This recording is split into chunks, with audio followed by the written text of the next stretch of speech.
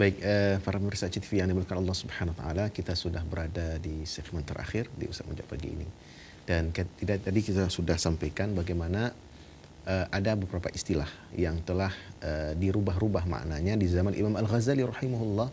Lalu Imam Al-Ghazali menjelaskan kepada kita bahwa istilah-istilah itu memang sudah dirubah. Tidak boleh kemudian kita mengikuti istilah-istilah yang sudah dirubah-rubah tersebut.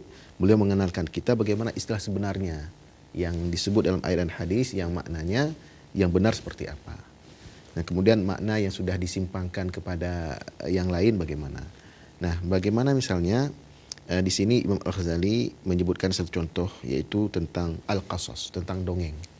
Bahwa di zaman Rasulullah Muhammad SAW dongeng itu belum ada, di zaman Umar juga, di zaman Abu Bakar juga belum ada, di zaman Umar juga belum ada, dan dongeng itu baru muncul disampaikan oleh para tukang dongeng adalah ketika meninggalnya Sayyidina Utsman bin Affan radhiyallahu anhu, ya.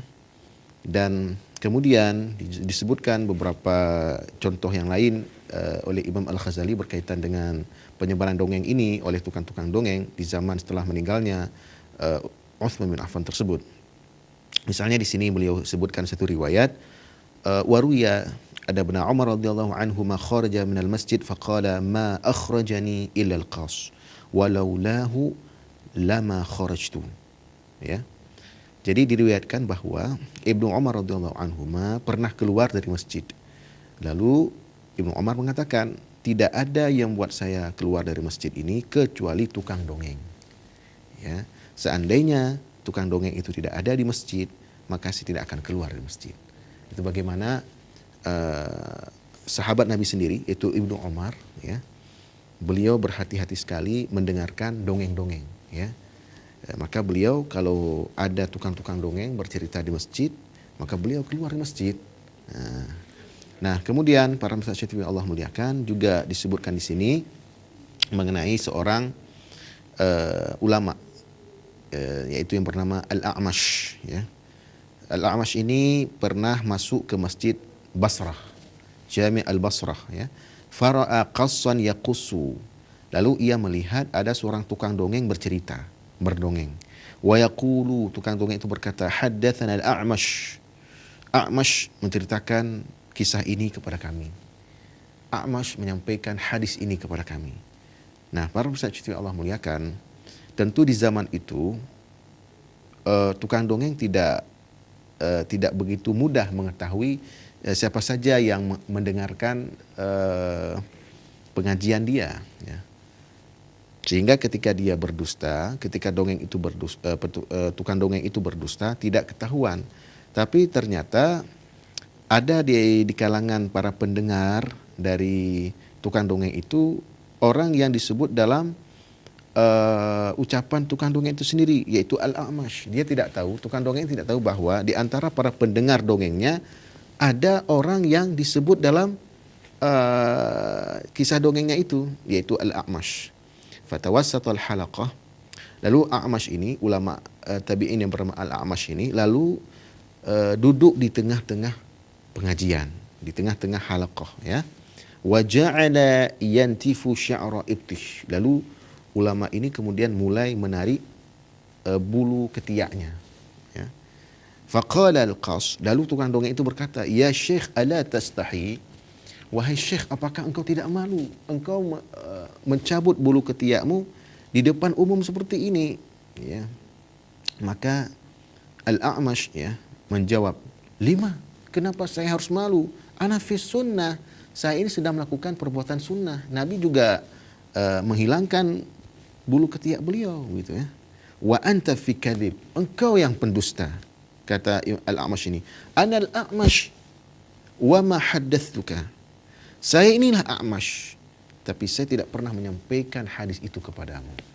Nah, jadi para pemirsa Allah muliakan, dari beberapa kisah yang disebutkan oleh Imam Al-Ghazali ini, maka harusnya menjadi perhatian bagi kita saat kita mendengarkan satu ceramah agama yang disampaikan oleh seorang ustadz, seorang tengku, seorang kiai, seorang habib misalnya.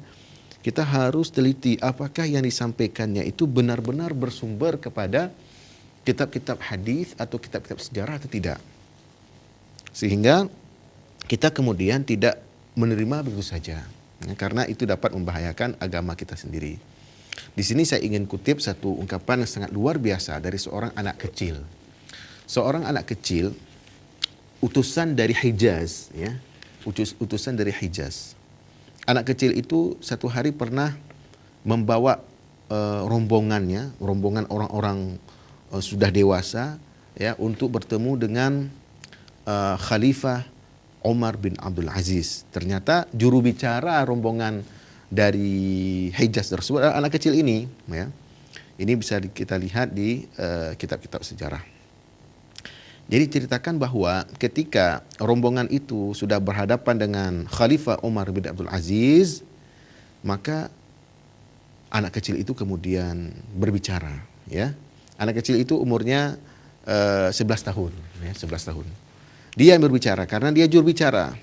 Lalu Umar bin Aziz menyuruh dia untuk duduk. Ijlis anta wal yakum man huwa asannu minka. Duduklah. Hendaklah yang berbicara adalah orang yang lebih tua darimu. Nah, jadi Umar bin Aziz tidak senang kalau yang berbicara dengan beliau adalah seorang anak kecil, ya. Maka ternyata anak kecil itu menjawab, ayyadaka Allahu ya amiral mu'minin. Wahai amiral mu'minin, semoga Allah menolongmu. Al-mar'u bi asgharaihi qalbihi wa lisanihi. Seseorang itu dilihat dari dua hal yang sangat kecil, yaitu hatinya dan lisannya, hatinya dan lidahnya. Fa idza manahallahu al-'abda lisanan lafidha wa qalban hafidha faqad istahaqqa al-kalam. Maka apabila Allah memberikan kepada hamba tersebut lidah yang fasih dan hati yang kuat, faqad istahaqqa al-kalam. Dia berhak untuk berbicara. Nah, jadi bagaimana seorang anak kecil ini lantang sekali berbicara di hadapan khalifah, di hadapan presiden, ya. Dia berani mengkritik khalifahnya sendiri, mengkritik presidennya sendiri. Dia tidak takut, ya. Dikatakannya bahwa seseorang itu dilihat dari dua hal yang sangat kecil, yaitu lidahnya dan hatinya, ya. Seandainya Allah memberikannya lidah yang fasih, hati yang kuat, maka dia berhak berbicara. Maka kemudian apa lanjutan dari ucapan anak kecil tersebut? Anak kecil itu berkata, walau annal amra bis-sinni lakana fil ummati man huwa ahaqqu minka bimajlisika hadha. Seandainya semua persoalan itu, semua permasalahan itu dilihat dari usia, ya, maka di kalangan umat Islam ada yang lebih berhak darimu untuk jadi khalifah. Nah, itu kata anak kecil ini. Seandainya yang dilihat itu bukan hati dan lidah, tetapi yang dilihat itu hanya usia, umur, ya, maka sesungguhnya yang berhak jadi khalifah ada orang lain daripadamu, wahai khalifah. Nah, luar biasa nih para musyafikh ya Allah muliakan. Jadi di masyarakat Islam kita banyak melihat model-model anak kecil seperti ini. Mereka berani bicara di depan presiden, berani bicara di hadapan khalifah untuk menyampaikan kebenaran, ya. Dan kita tidak perlu takut, ya, dalam menyampaikan persoalan, pertanyaan kepada guru-guru agama, meskipun kita tidak berlatar belakang pendidikan agama sebelumnya, ya, ilmu agama kita sangat sedikit, ya kan. Kita mungkin belajar di sekolah-sekolah umum, ya, atau di madrasah yang tidak terlalu mendalam ilmu agama. Tapi itu tidak kemudian membuat kita menjadi minder. Kita tidak berani mempersoalkan sesuatu yang dijelaskan oleh tokoh-tokoh agama, oleh ustadz-ustadz, oleh tengku-tengku, oleh habib-habib. Ya, kita tidak berani mempertanyakan. Tidak seperti itu. Dalam Islam, meskipun memang kita bukan tidak berlatar belakang pendidikan agama seperti disebut tadi, tapi tidak itu membuat kita minder. Kita berani mempertanyakan. Ya, ketika misalnya ada seorang ustadz, ada seorang tengku, ada seorang habib yang menyampaikan pelajaran agama, kita tidak bertakut untuk bertanya, Ustadz itu dasar hadisnya apa, gitu kan? Di Al-Quran disebutkan di surat apa, di ayat berapa? Kalau ada masyarakat yang berani seperti ini, maka kualitas dakwah di dalam masyarakat itu akan lebih bermutu, akan lebih berkualitas dibanding dengan apa yang kita lihat selama ini, ya. Masyarakat begitu pasif ketika ada ustadz, ada tengku, ada habib yang berdakwah. Lalu masyarakat langsung percaya apapun yang disampaikan oleh penceramah tersebut, oleh Tengku Habib atau oleh Ustadz tadi. Ya, seharusnya tidak seperti itu, karena memang dalam ajaran agama kita yang lebih harus kita perhatikan adalah bahwa kita tidak boleh mengikuti sesuatu yang belum kita punya pengetahuan. Seperti yang kita bacakan tadi, firman Allah Subhanahu wa taala, "Wala taqfu ma laisa ka bihi ilmun." Janganlah kamu mengikuti sesuatu yang kamu belum punya pengetahuan tentang itu. Inna sam'a wal basara wal fuada kullu ulaika kana anhu mas'ula. Kenapa kita tidak boleh ikut sesuatu yang kita tidak punya ilmu tentang itu? Karena sungguhnya pendengaran, penglihatan dan hati akan dimintai tanggung jawab oleh Allah Subhanahu wa taala. Jadi coba kita bayangkan, kalau kita langsung apa yang kita dengarkan dari ustaz, dari penceramah, ya, kemudian kita langsung mengiyakan saja, justru akan membuat agama ini tidak lagi seperti yang diajarkan oleh Nabi kita Muhammad sallallahu alaihi wa ala alihi washabbihi wasallam. Demikian para pemirsa TV Allah muliakan yang bisa disampaikan kesempatan singkat ini. Terima kasih atas segala perhatian. Mohon maaf atas segala kekurangan. Kita tutup dengan doa kafaratul majlis. Subhanakallahumma wa bihamdika asyhadu an la ilaha illa anta astaghfiruka wa atubu ilaik. Assalamualaikum warahmatullahi wabarakatuh.